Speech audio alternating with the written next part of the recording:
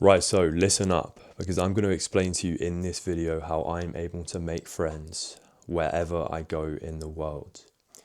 Could be walking down the street in my hometown, or it might be in some foreign country, some faraway place. I've just come back from my second solo trip in 3 months, and both times I went in not knowing anyone. Stranger in a strange land. Some people I didn't even speak the same language as. Yeah, both times I came back just with like a ton of new friends from all around the world. I just had some amazing social experiences. I kind of feel like I've got this down to a science. So I'm going to give you 3 of my favorite tips in this video. And some of this might come across as like common sense, but I just want you to hear me out, because sometimes we forget just what should feel like common sense. We kind of just ignore the basics. So I've got my list here. So the first tip is do it scared. So I stayed in a hostel on both of these trips. Again, went there not with a single friend, completely on my own. And they were running activities to meet each other. So little things going on in the day, these like walking tours and stuff, and also like bar crawls at night. And particularly last week, I turned up and they were running this like they were doing like a few drinking games and stuff, but I turned up like dead sober to this like common room. And I was feeling really anxious, really anxious. Imagine walking into a room full of people you don't know, just not really knowing what's going to come of that. And it's just recognizing that experience when you're going somewhere as a complete newcomer. And this applies to how I would be back home as well. Like if I started taking jiu-jitsu classes, let's say, or I started like a new sports team, anytime you go along to something new where there's going to be new people, there's always going to be a certain level of anxiety there. That's normal, because you're putting yourself on the line. You're taking yourself out of your comfort zone, putting yourself in a new and unfamiliar situation. And even now, like as a pretty confident guy, it all comes up for me. The difference is in how I deal with it. So what we've got to understand about those situations where we're feeling socially anxious is that the anxiety is there for a reason. It's to protect us from feeling some kind of negative emotion. Shame, embarrassment, rejection, all those things it could be. But understand that our current reaction in the present moment, we're not reacting to the present. We're not reacting to the situation unfolding in front of us. I'm about to walk into this room full of people, this common room in the hostel, and I'm feeling anxious. Can I say that I'm reacting to what's happening in front of me? I can't necessarily say that because I'm not even in the room yet. I don't know who's there. I don't know how I'm going to be received. I can't predict the future. So if we've deduced that I can't predict the future, where must this anxiety be coming from? What am I trying to protect myself from? It's experiences in the past where I felt those negative emotions, where maybe I was humiliated, where maybe I was embarrassed in public. 19% of the time it's when I was younger. When I was in school, I had some tough experiences in school. And you might not know 100% what we're reacting to, but the important distinction is we're not reacting to the present. We're not reacting to the present, we're reacting to the past. The anxiety you're feeling right now is protecting you from something which might have happened to you 10 years ago, but it doesn't serve you right now. Doesn't serve you right now. This is a very deep topic, but just the awareness that the physical sensations in our body actually work faster than our brain. Before our brain even has a chance to decide like whether we're in danger, whether we need protecting right now, we start getting anxiety because of the things that have happened in the past.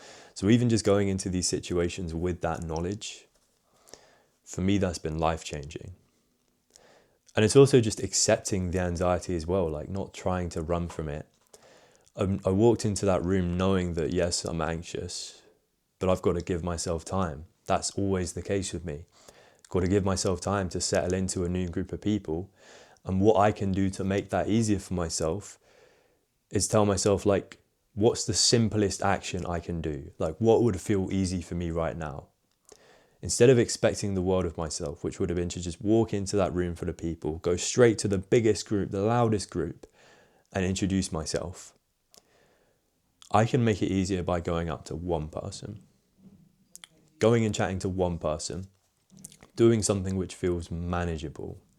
And that's what I ended up doing. Built up a little bit of comfort. Then once I was feeling good, went and talked to 2 people, 3 people, 4 people.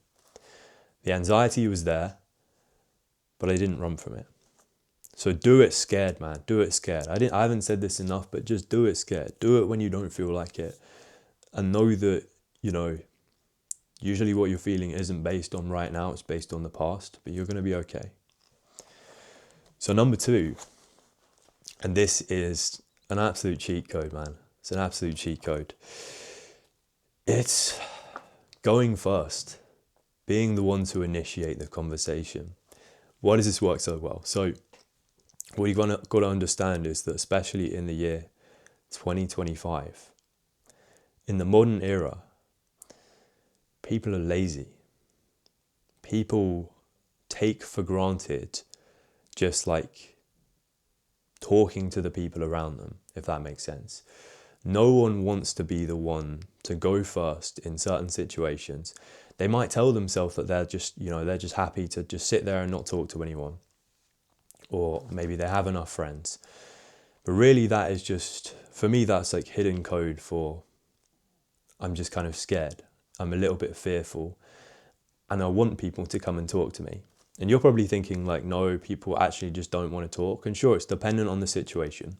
But especially in those situations in life, like you're going along to somewhere where it's supposed to be a social environment, maybe a class, maybe a bar, maybe something like a hostel, where people are kind of going there to socialize.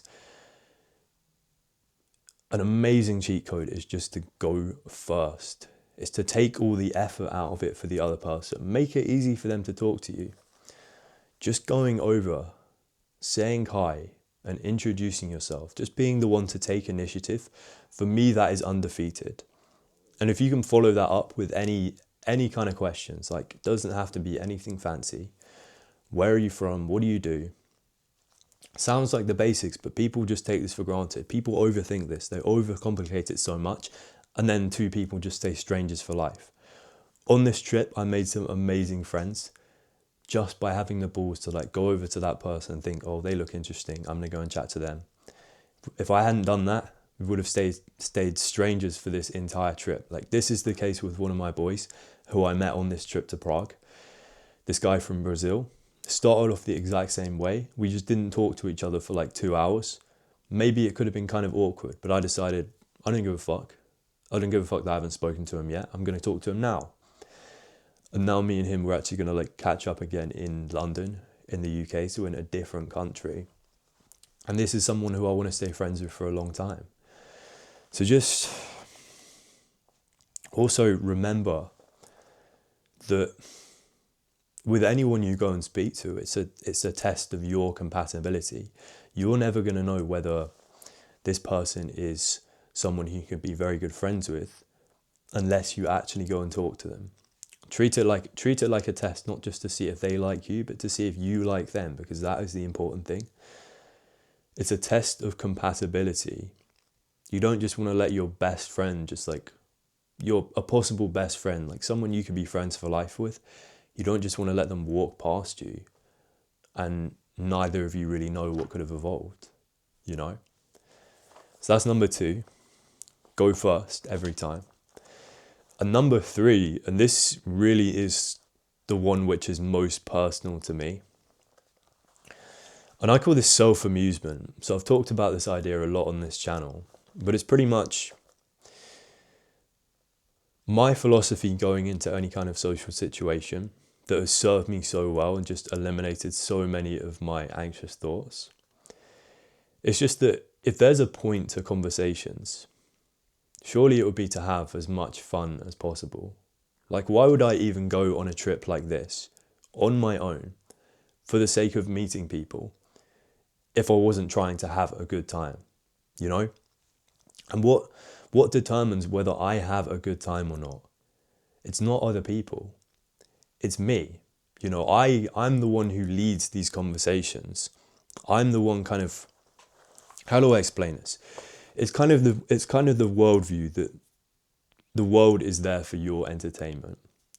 Not taking life so seriously, not taking conversation so seriously, trying to make yourself laugh, and most importantly, just kind of focusing on what you find funny, what you find entertaining, and not really changing that. I know what I like. I know what I like to talk about. I know what makes me laugh. Now, especially as a guy from the UK, we have a very specific sense of humour, and I'm meeting lots of other people from other countries. Sometimes there's language barriers, sometimes there's like cultural differences. I could easily, maybe this is quite a niche example because this applies just to anyone you meet in life. But yeah, just in this example, I could start changing my humour when, let's say, one of my jokes isn't perceived that well. Maybe no one laughs. Maybe someone even gets like a tiny bit offended. And I'm not saying I'm out here just trying to offend people, just for the example's sake, but I could start changing my personality. I could start adapting the way I want to come across to other people because of how they're perceiving me. But why should I have to do that? Like, I'm not even coming from like a selfish place here.